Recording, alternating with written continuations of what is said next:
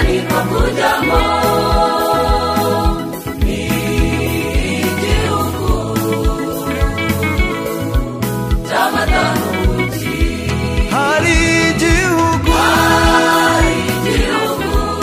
abakijijwe bose sinanirwa kujyamo igihugu cyiza igihugu cy'amata n'ubuki. ibyaremwe byose bitegerezanyije amatsiko uzareba ubwiza bw'Imana. ibyaremwe byose bitegerezanyije amatsiko uzareba ubwiza bw'Imana. nubwo turushwa n'ibibazo by'isi ijuru iwacu ni ukuri tuzishima nta kurira nta kuganya muri icyo gihugu. nubwo turushwa n'ibibazo by'isi ariko mu ijuru iwacu tuzagubwa neza. nta kurira nta kuganya muri icyo gihugu.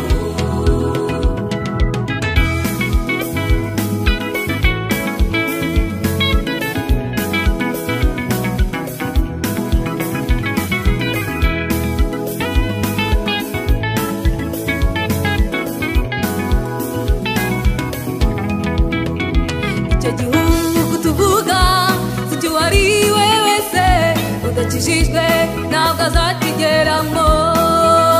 n'iki nkari yarasheje isi na satani ndabashikama urwande kigabo kugira ngo uzabane na Yesu mu ijuru muri icyo gihugu tuvuga. wari we wese udakijijwe ntabwo azakigeramo.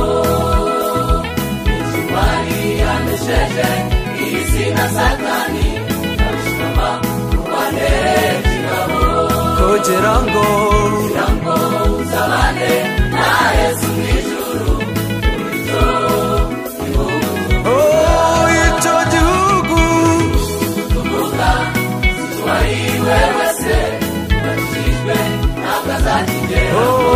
n'ikimwari yanesheje satani abishikama kurwane kigabo kugira ngo uzabane na Yesu mu ijuru muri icyo gihugu.